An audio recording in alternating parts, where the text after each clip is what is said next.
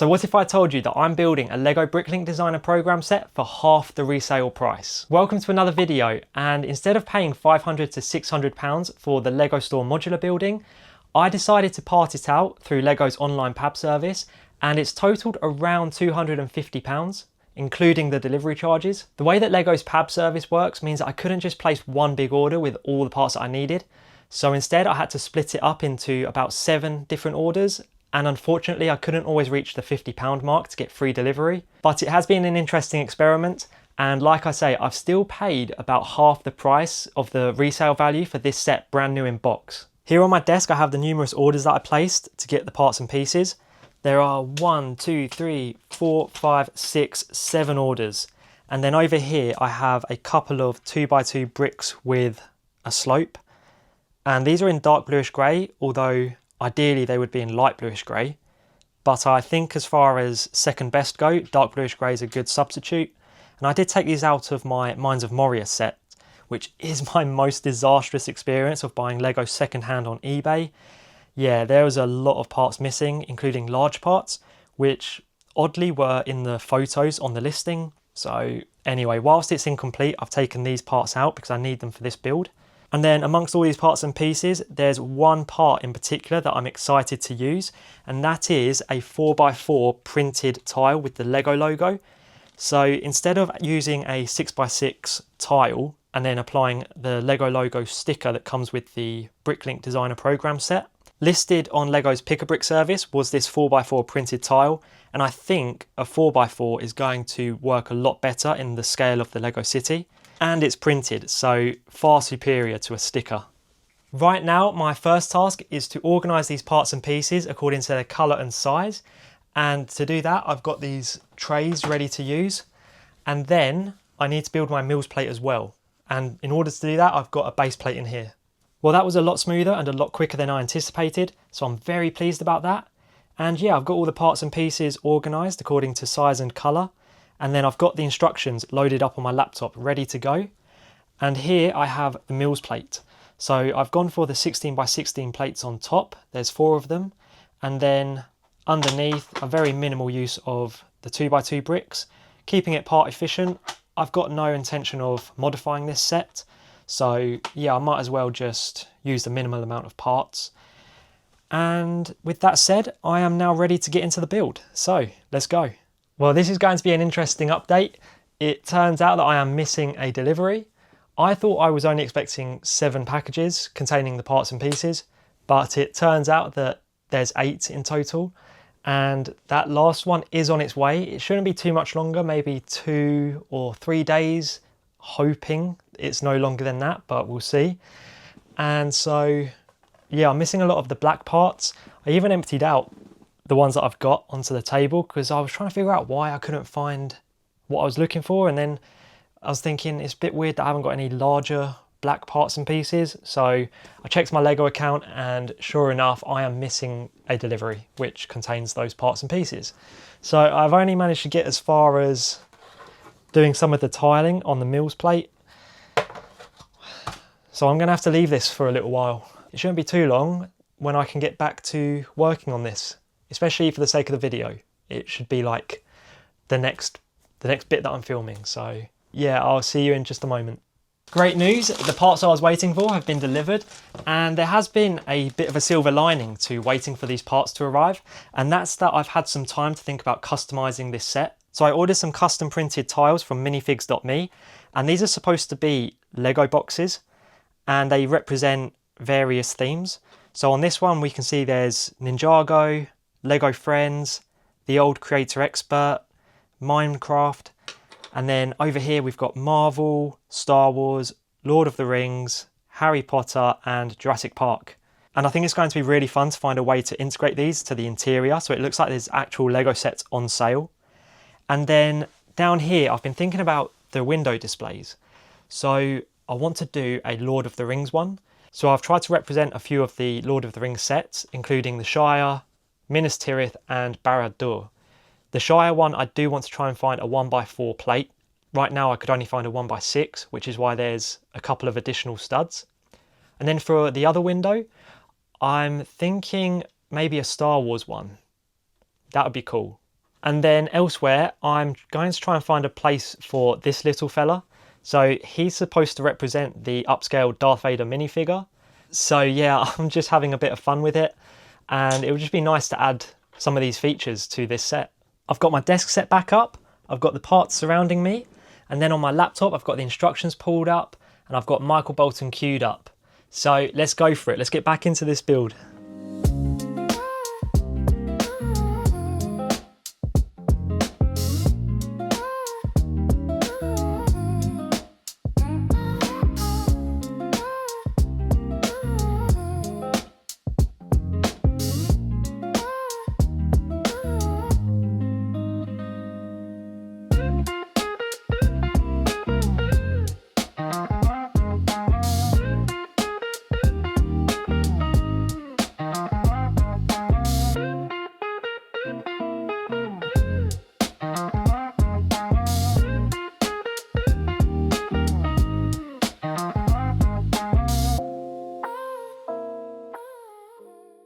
I'm jumping in here with a very exciting update.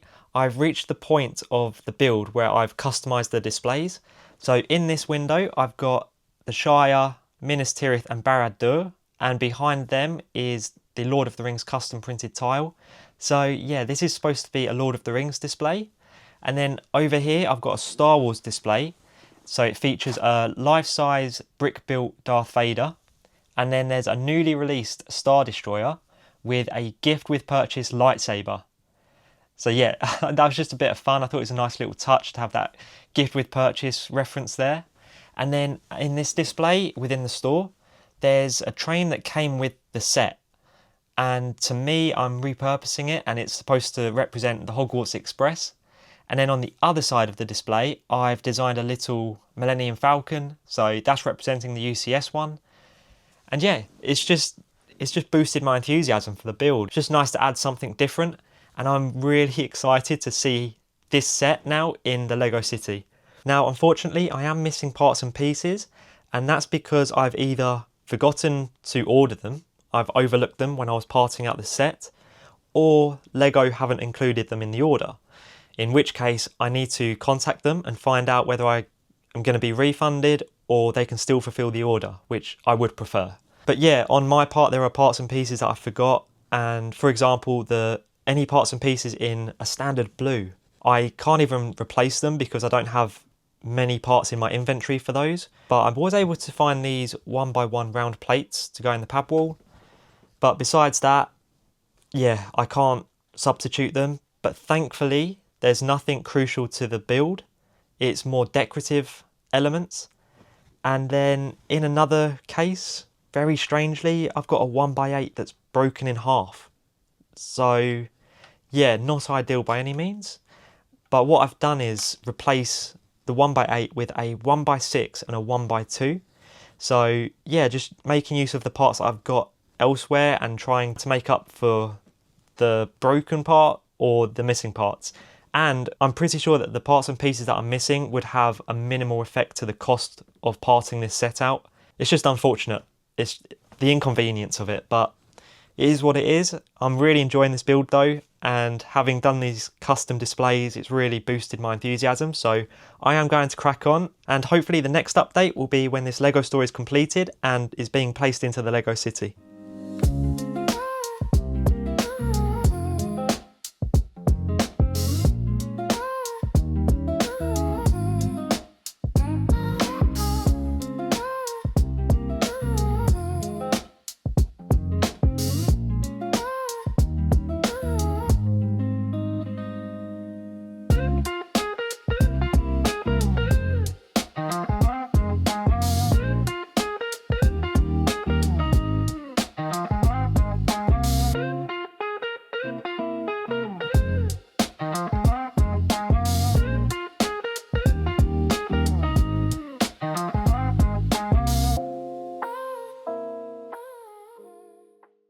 I have finished it, and how cool does this look? This has become one of my favourite modular buildings.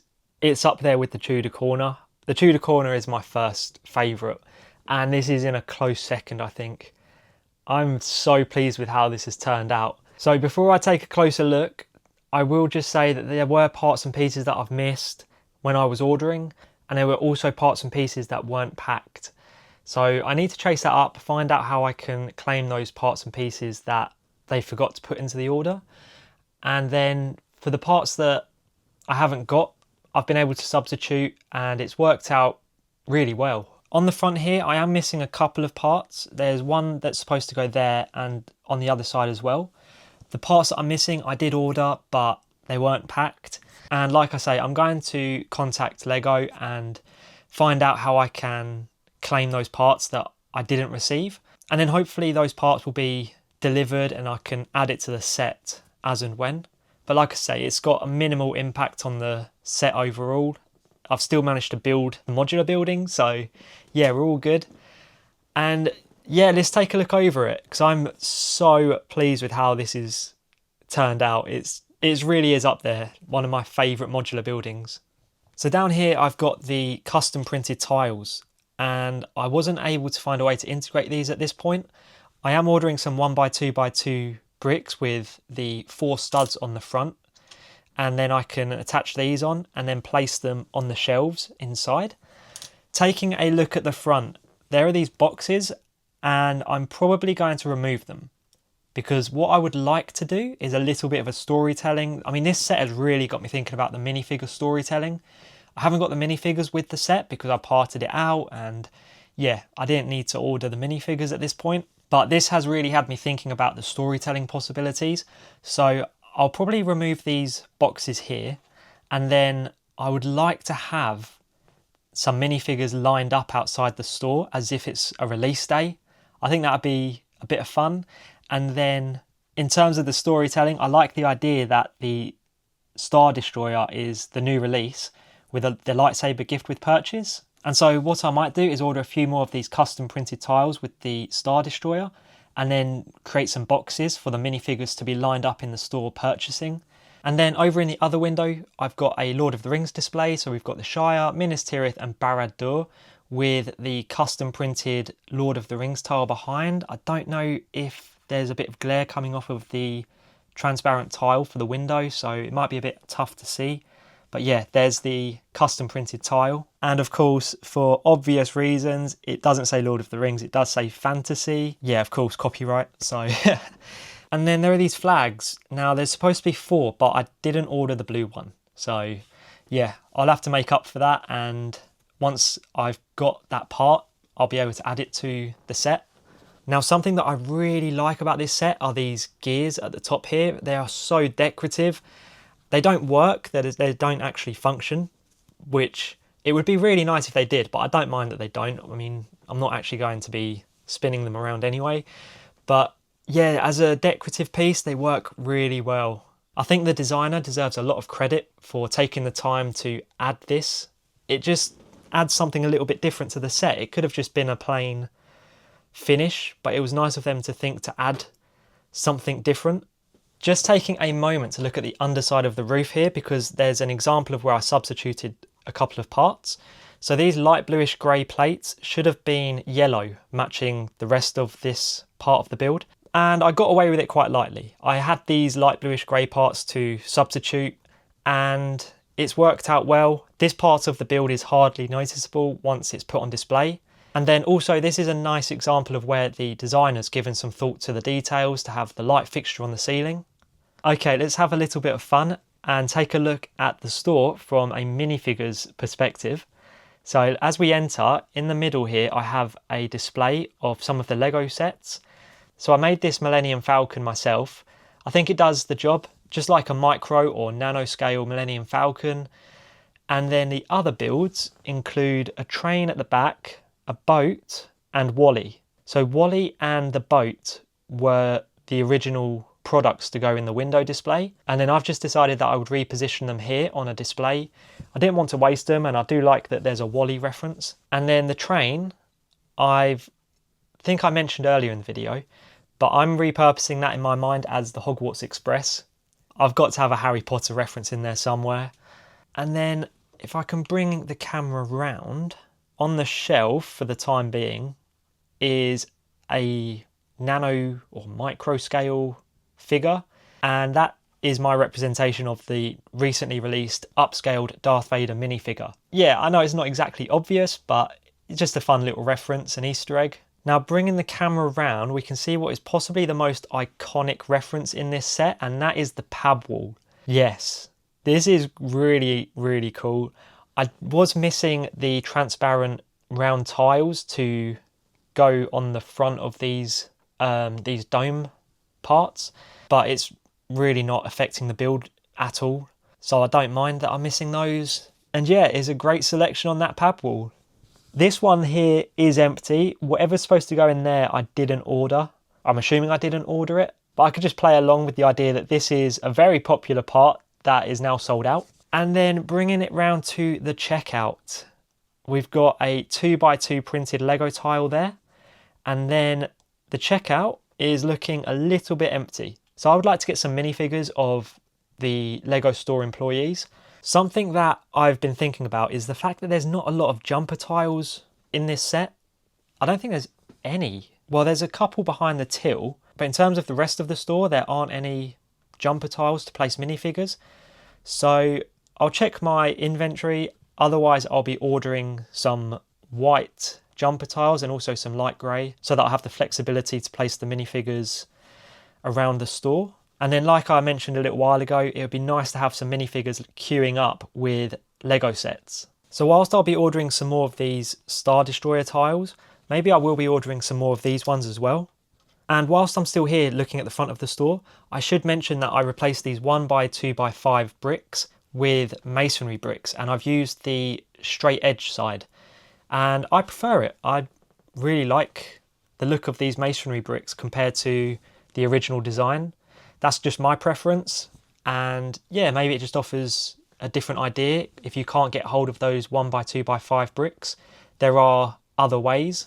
You could also get the 1x2x2 bricks and then stack them. I did have that as an option. I bought the parts to do that, but I opted to go with these masonry bricks instead. And I was also tempted to change the white to a sand colour so that it would match the side of the build, but no, I just stuck with the white, and yeah, it works really well. So now let's turn this set around and take a look at the back side. So here is where the deliveries come in. So there is a hatch here on the side. This can be lifted up if you can get your nail under it. There we go. No, there we go. Okay, so yeah, there's a hatch there for parcels to go in or out of. I don't know which. But then this panel here opens up and we can see the stock room. So maybe there's some unreleased sets here waiting to go out on the shelves. And then there's also a door for staff access. This is supposed to be, I think, a bike rack. There's supposed to be a bike here. I bought part of the bike, but I wasn't really too bothered by it. So it's an example of one of those parts of the build that, because you're parting it out, you don't have to get everything, and you can kind of prioritize what you do or don't want. All right, now that we've taken a look at the Lego store modular building, let's do the fun bit and place it into the Lego city. Here it is in the Lego city, and it looks brilliant. I'm just having a really good time looking at it here amongst the other modular buildings. It's just fun to have a Lego store in the Lego city. Yeah, I would highly recommend this set. I would recommend parting it out and saving all that money. I know there were some issues with my orders. Never mind the parts that I didn't include in the orders, but the parts that didn't get packed, that's a little bit more disappointing, but hey, human errors, it happens. But thankfully I was able to substitute most, if not all, of the parts, and it's worked really well, and any bits I'm missing I can add in the future. I just really like the fact that I've got a Lego store in my Lego city. So yeah, I mean, I'm really excited to work on this river, especially seeing it outside the Lego store like that. I think it's going to look great. Well, that's it from me in this video. I'm off to think about what projects I'm working on next. As always, a massive thank you for watching, especially if you're still here this far into the video. And perhaps you can consider hitting that subscribe button. Hopefully, I'll see you in the next one. See ya.